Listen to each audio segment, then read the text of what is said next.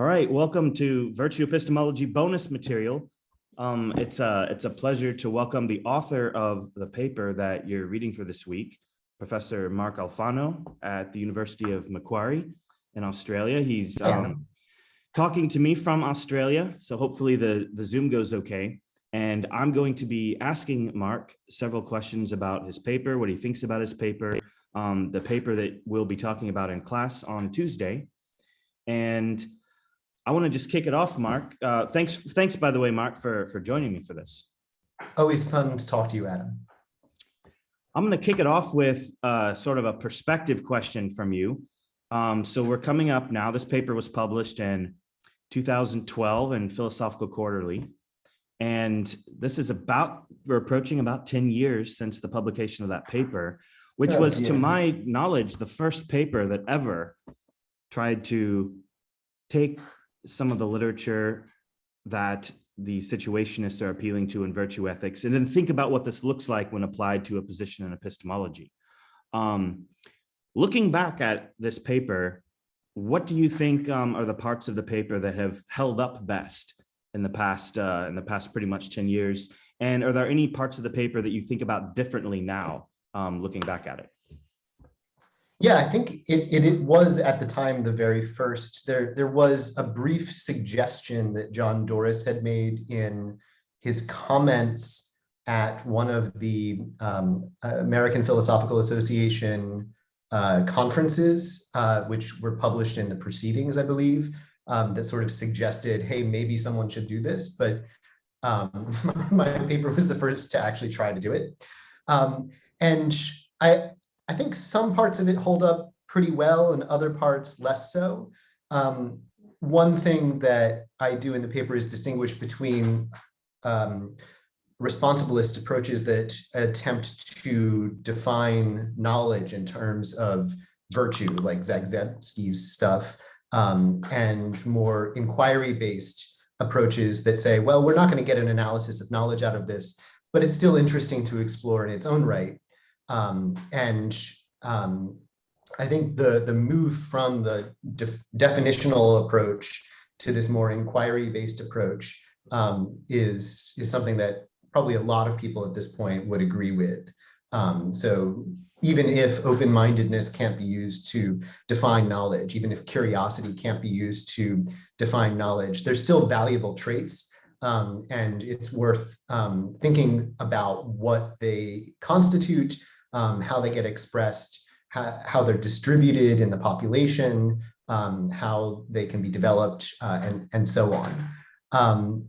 And I think that the distinction that I draw in the paper between the sort of high fidelity and low fidelity responsibilist virtues is one that it holds up pretty well. So, something like, say, honesty or trustworthiness seems to be the sort of trait where if you don't express that more or less every time that it's relevant, you just don't have it.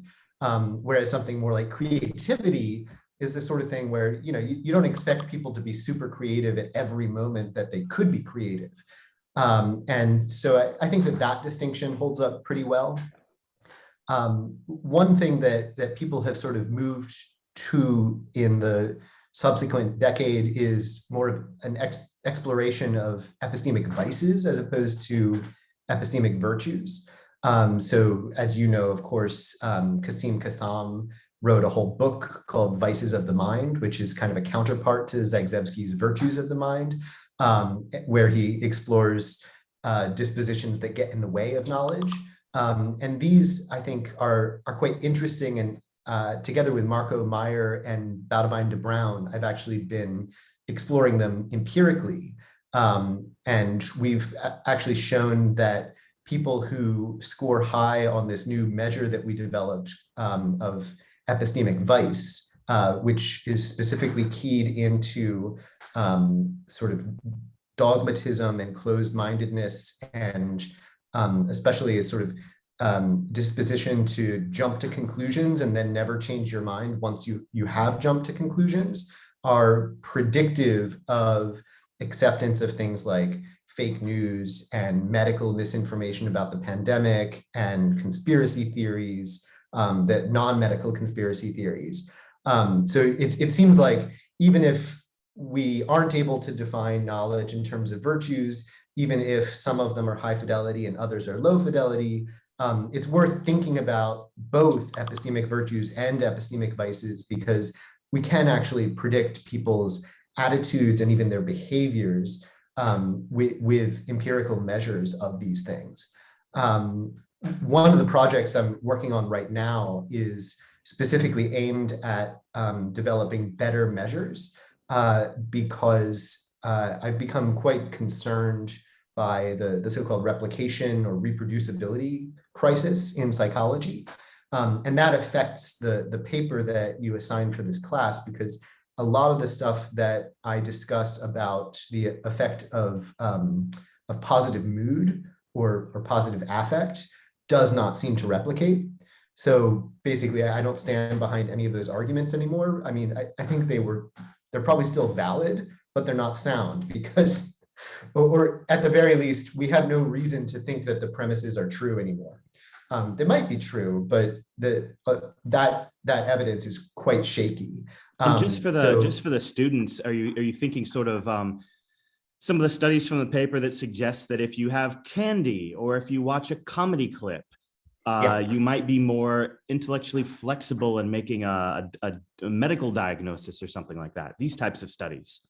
Yeah, these types of studies by Eisen and others, people have tried to replicate them and they don't get the same results, or they don't consistently get the same results. So it might be that for some people, that kind of situational mood booster does have this effect, and for other people it doesn't, but we don't know which people it is. And it could be that the original studies were just capitalizing on noise and engaging in things like p-hacking and harking and other sorts of scientific questionable research practices, which the open science movement is now trying to eradicate with some success Right. but not complete success. That's interesting. Do you happen to know if the bystander effect replicates? I'm thinking of the bystander, the bystander apathy or non-intervention effect. I'm thinking of sort of cases where I can't remember the name of the study, but there's a donation, an honor system. I guess this would be a situationist critique of virtue ethics, but there's a honor system, and then on one version of the study, there's a picture of eyes watching you, and then the that version, one. Yeah. So often when people talk about the bystander effect in psychology, they have in mind this earlier study, which is like, if it looks like there's an emergency and the first couple people who have a chance to intervene don't do anything, then no one else does anything, because they draw the inference that, well, if those people checked it out and they don't think there's a problem, then there must not be a problem. That replicates extremely well. But the watching eyes thing does not replicate at all. No, it's all bullshit. That's helpful for the students to know. And so for the students watching this, it's, as I take it, and correct me if I'm wrong, Mark, it's not the case that all empirical literature that might be appealed to in order to challenge virtue epistemology is bogus, but rather we have to investigate case by case to see if particular studies have replicated or not. And if they haven't replicated, then we should dismiss them until they can be replicated. Yeah, I mean, I think there's sort of three statuses something might have at this point. So there's the stuff that no one has tried to replicate. And with that, you have to go back and look at the paper and see whether it looks like it's p-hacked, whether it has adequate power, whether the effect sizes are plausible. And that takes a certain amount of acquaintance with the existing literature and also a certain amount of statistical expertise, which in philosophy we don't tend to train people in, but probably should. Then there's the stuff that people have tried to replicate. And some of it, it's quite clear that it does. So with those things, we can be pretty certain that, okay, there's something there. But with other stuff, it's quite clear that it doesn't. And with that, you might as well just burn all those earlier papers and pretend they never existed. Right. That's really helpful, that distinction, including the category of studies that haven't been attempted to be replicated, so we don't know. Yeah, and this speaks to problems in the incentive structure in science, right? Because scientists tend to get the most kind of prestige and recognition for finding new effects, for demonstrating new phenomena, and much less credit for replicating existing findings, especially if they don't find the same thing that the original person found, because then there's often a question like, well, if you didn't find it, does that mean that it's not there, or does that mean that you're not competent? And right, if I tried to replicate some basic stuff from Newtonian physics, and I was like, hey, Newton's laws of gravity are wrong, probably the best inference to draw was that I did a bad job of replicating, like Right. projectile motion or something. But when someone who arguably is competent goes through, does their very best to do a good job in replicating something and they don't find the same results, then we have to start wondering whether there's something wrong with the original paper or the original analysis. Thank you. That's super helpful. I think thanks for explaining that. That'll be very helpful for the students as they think about what the upshots are of the empirical cases that are in that paper. So thanks for that. Sure. Another question I want to ask you about the paper. So this is something that comes up quite a bit, and it has to do with how you're thinking about what the commitments of the virtue responsibilist are going to be. And this would, I suppose, go both for what you call inquiry responsibilism in the paper, and also virtue responsibilism as a theory of knowledge. So you appeal to the idea of cross-situational consistency. And you take it that the kind of character traits, and of course, this is a move that Doris and Harman make also in their critique of virtue ethics. You take it that the kind of character traits that responsibilist virtue epistemologists countenance under the description of intellectual virtues are going to be cross-situationally consistent. And then that's supposed to be in a way that's kind of broadly analogous to how virtue ethicists think that ethical virtues have the property of being cross-situationally consistent. For instance, you're not really generous if you only give money to people that you think are good looking or something like that. Or if you only give money when you happen to be in a good mood or something like that. So I was wondering if you might say, because it seems like the extent to which the situationist critique seems to actually really run into conflict with the commitments of virtue responsibilism seems to lie in their commitment to cross-situational consistency. And I wonder if you might say a little bit about just how cross-situationally consistent you think that virtue epistemologists should be interpreted as committed to thinking that intellectual virtue should be. Yeah, so this is an interesting question. So you might think like, well, suppose someone is only creative between the hours of 6 p.m. and 8 p.m. when they've had between 1 and 2 glasses of wine. But during those hours, they produce like amazing work that is extremely creative. I would say, that person is certainly a candidate for counting as genuinely creative. But now, to switch to the moral case, think about someone who's like, I'm always faithful to you when it suits me. I'm always trustworthy when it's in my best interest to prove trustworthy. Or I'm always so very open-minded when I hear from people who agree with me or people in my in-group. You might think like, well, okay, at this point we've evacuated the concept of all of its worth. And the idea would be that the cross-situational consistency of a virtue is something that is meant to reflect the fact that we want to be able to rely on people to prove or to manifest this disposition, not only when it's most suitable for them, but also in other circumstances. I think this is why most traditional virtue theories insist on something like cross-situational consistency.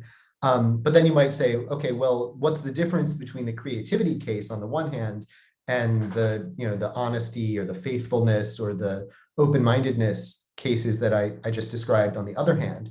I guess one thing you could say is, well, creativity is, if anything, is kind of supererogatory, even as an epistemic virtue, whereas like honesty or faithfulness would seem not to be supererogatory in quite the same way. Open-mindedness is a little bit of a middle ground. Like, you can't always be open-minded. Sometimes you need to just make your mind up and move forward.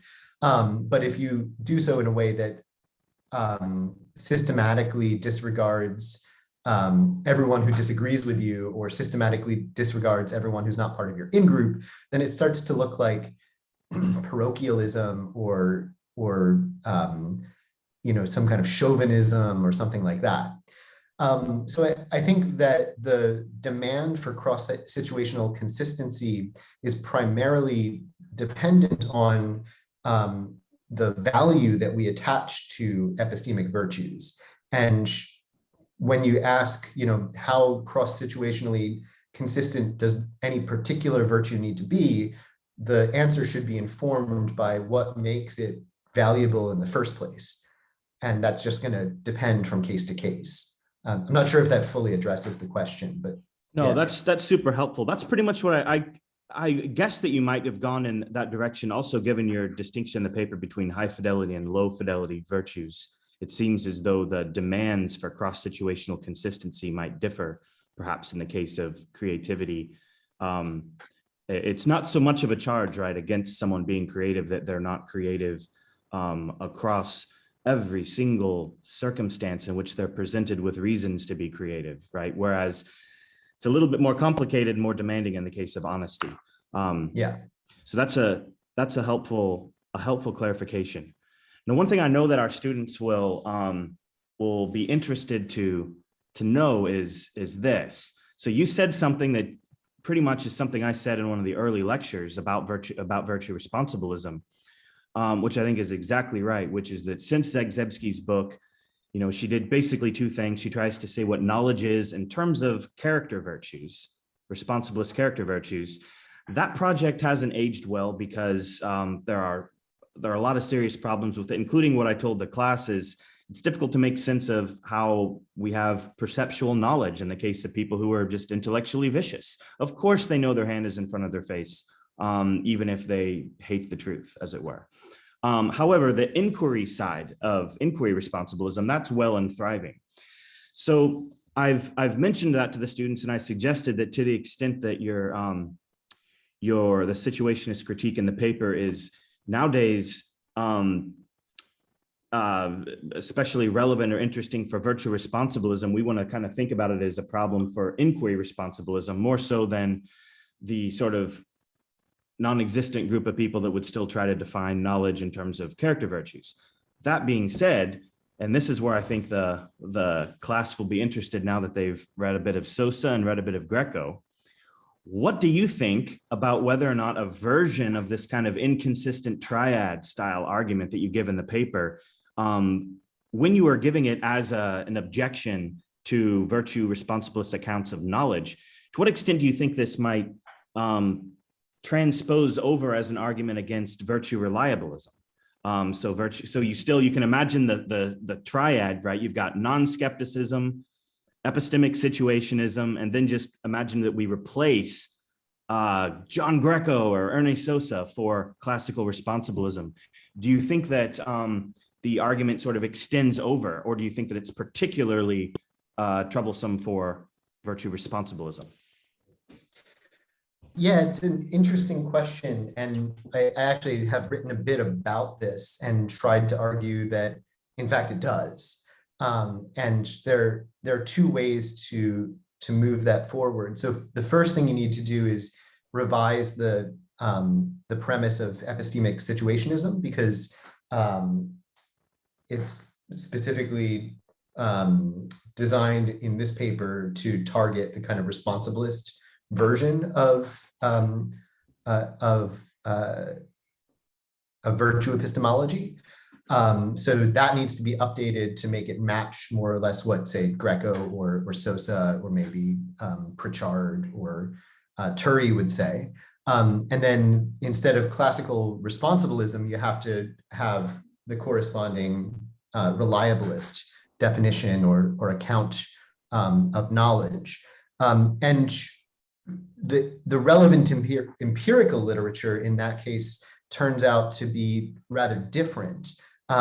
It's in particular the stuff on heuristics and biases that you'll find described, for instance, in Kahneman's book, Thinking Fast and Slow. So people rely on things like the availability heuristic, which is basically says the more examples of a category you can think of, the more prevalent that category is in the real world. And if you were actually taking random samples of the real world, this would be an extremely reliable heuristic. But what we know is that people tend to take quite biased samples of the real world. And that means that they systematically misapply this heuristic and think that things are common when they're not, and think that things are uncommon when they're not common. You can see this, for instance, in examples drawn from news media, right? So if the news covers some topics and not others, then people will think that those topics matter, that examples of those things are prevalent, and examples of the contrary phenomena are not present. The sort of ongoing panic about so-called cancel culture, I think is a pretty clear example of this, right? So every single time someone gets deplatformed, it gets covered to the hilt by the media. But when the state of Georgia just ends tenure for all of its tenured faculty, it's like one day of reporting at most. So that means that certain kinds of examples are going to be really easy to think of, even though this kind of deplatforming phenomenon is actually quite rare. And that would mean that people are going to systematically make mistaken inferences using a process that should be reliable, but isn't because of the media environment in which they find themselves. And that, to me, suggests that there's a certain kind of situationist challenge for the reliabilist as well. There are other things to be said here. So one additional thing is, at least as far as I know, in his second to last book, I haven't read his most recent book, but in his second to last book, Sosa develops this triple S account, which is meant to complement his triple A account of knowledge. Yeah, the students have had that shoved down their throat by me already in this class, so they'll know about the SSS. Okay. Yeah, so the seat shape situation thing. And he says, you know, the competence that the reliabilist cares about is the seat. And we only care about manifestations of that competence when the shape situation pair is one that demands that it be expressed, something like that. I hope I didn't get that wrong. No, that's right. That's right. Okay, right. So then you might ask, well, you know, which shape situation pairs matter? And Sosa is kind of blasé about this, but I think that he shouldn't be so blasé about this. If you think about, for instance, the difference between playing chess on the one hand, you actually play chess quite well, as I recall. I thought I did, but I lost a game the other day to Dr. Kelp here at the University of Moscow. I wasn't very happy about that. Think about the difference between chess on the one hand and chess boxing on the other hand. Have you heard of chess boxing? No, but it sounds dangerous. It is. So it's this thing, I think the Germans invented it, where you have to play like 4 moves or something in a game of chess, and then you jump in the ring and box for a minute. and then you go back and play 4 moves of chess, and then you jump back in the ring and you box again. And you can win either by scoring a knockout or by checkmating your opponent. Now, this is a very different kind of competence, very different kind of seat required, because in normal chess, having just been punched in the head 3 times is something that's probably is outside of the normal shape. Sorry, outside of the normal, shape. I think that's what Sosa would say. But for chess boxing, it's just part of the game. Absolutely. The question then becomes like, okay, well, what do we consider like normal for shape? Is it, something that only a Rutgers professor who's got a huge salary and multiple research assistants would consider an appropriate shape? Or is it like, the shape that someone who is living in poverty and is constantly stressed and working 3 jobs would say, or someone who's a refugee, right? So like what we consider a normal shape is going to be influenced by our socio-political assumptions. And from what I can tell, Sosa hasn't taken this into account at all. And I would say that means that he is likely to end up just sort of imposing his own perspective as kind of the normal one, even though it's actually quite a rare position for a human being to be in.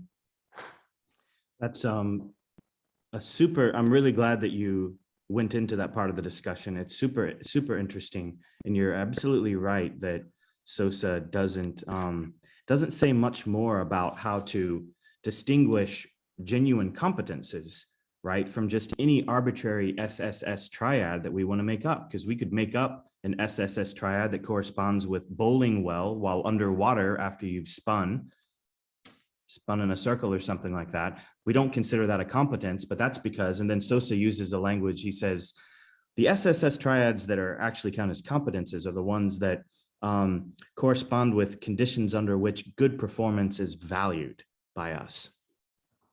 Right, So, but who does the valuing? But who does the Right. valuing, and to what extent is the sort of the seat of the competence that corresponds with conditions under which we value assumed to be riddled with some biases or not? These are questions Sosa hasn't attempted to answer at all. So that's super interesting. And for the master's students listening, when you get to choose what your second paper for the term would be, considering Sosa and cognitive heuristics and biases, that's pretty fertile, open terrain. Not a whole lot has been written about that. And also I should mention, Mark mentioned a book, Daniel Kahneman's Thinking Fast and Slow. I'd want to mention that for students who are interested in cognitive heuristics and biases, because that's a pretty accessible book by one of the best scholars on the topic. And it might depress you a little bit in that you'll learn just how many mistakes we make, but that's a really fun and accessible book to read. Yeah. It also references a lot of results that don't replicate. So read it critically. There you go. So I'm going to move on to another question. One of the things that every year, Mark, in virtue epistemology, one case from this paper reliably causes students' jaws to drop because they just almost can't even believe that it's true. And that's what they're talking about after the class ends. And it probably will be the case with this class as well. And that's the discussion of the autokinetic effect. When you describe in that paper a case where obviously you're looking at a dot on the wall, and then you've got these people that are plants in the experiment, and they say that the dot is going to move, that the dot moved like 3 inches to the left or something like that. The fact that most people agree with the Confederates who are making up whether the dot moved or not absolutely baffles students. They think, well, one of the first things they think is, well, wouldn't fool me. I would know where the dot is. But then, of course, that's, if it fools most people, it would probably fool us. So that is obviously you make the point in the paper that this this type of case seems to put pressure on the idea that virtues like, I think it was intellectual courage, right, are cross-situationally consistent. I wonder if you happen to know whether there have been replicated studies of the autokinetic effect, whether this is a case that we have to also surrender to the replication crisis, or whether or not the autokinetic effect is one that stands up after these years. I guess this is a Solomon Asch case, right? Yeah, and it goes back all the way to Muzaffer Sharif, if I recall correctly. He was a Turkish social scientist like a century ago. I don't know that there may have been studies that attempted to replicate it. I'll see if I can find any and let you know. But from what I know of the relevant literature and the sorts of things that do tend to replicate and don't, I would suspect that this one is probably pretty solid. And that's in part because people are not being totally unreasonable in going along with the Confederate. So the autokinetic effect occurs because when you're in the dark, your eyes just move back and forth a little bit, and it's hard to know whether the dot is moving or your eye moved, and you're just looking in a different direction. So you've probably had this experience when you're on on a train next to other trains, and you look out the window and you're like, wait, am I moving or are they moving? Or are we both moving? Because all you can detect is the relative motion. The autokinetic effect depends on that kind of thing, where there's no solid frame of reference. And so you can't be sure whether your eye went to the left or the dot went to the right. And if someone else comes in and they seem really confident, it's not crazy to believe them, because you're probably in a certain amount of doubt yourself. You're not feeling super confident. And if you might be like, well, this person seems to have figured it out, so I guess I'll go along with them. I mean, think about things like sometimes when you're crossing the street and there's a lot of pedestrian traffic, you could look at the traffic signal to see whether you've got a walk signal. You could look to see whether there are oncoming cars, or you could just look to see whether there's a lot of other people walking into the street. And it's not crazy to just look at the other people and be like, okay, I guess it's safe, and you just go. Now, that heuristic. That's what I do. Yeah, I do that all the time. Well, not nowadays because everyone's social distancing, but back in the day. That's not a crazy thing to do. It can lead to disaster. Like if there really is a car coming at you, and it's, the driver doesn't mind running over a bunch of pedestrians, you might get yourself run over by using that heuristic. But in the vast majority of cases, it's going to work just fine. So as long as you can expect other people to make confident assertions only when they are confident, and to only be confident when they have at least some reason, it's not crazy to actually take that kind of thing on board, especially when you don't feel confident yourself. So given all that, I would say, like, I would be surprised if the autokinetic effect didn't replicate. But it still worries me a little bit when it comes to intellectual courage, because if there are situations where only confident people are speaking out and they don't happen to have good reasons, even though they think they do, which does happen. It's maybe not the most common situation, but certainly does happen. Then that can end up having these kind of cascading effects on everyone who's a little bit uncertain. And unless someone speaks up and says, I don't think that that's what happened, I don't think that's the way it is, then you can get this kind of false consensus. So I guess I would partially walk back the concerns that I raised about the autokinetic effect in that paper, because I do think that it's reasonable to take that kind of social information on board. But there can be these emergent effects that occur in situations where people are overconfident, and perhaps in political situations, perhaps when someone simply has social power that is not tied to their epistemic expertise, then that kind of overconfidence can end up creating false consensus and doing a lot of damage.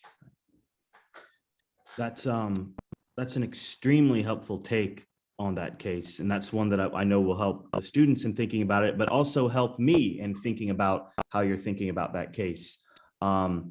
Thank you for that. And more generally, I think we're pretty much out of time. So I want to thank you. One quick thing to Yeah. follow up on with that. So Hugo Mercier, in his recent book, Not Born Yesterday, talks about a similar kind of thing. And he references this XKCD cartoon, which maybe you've come across.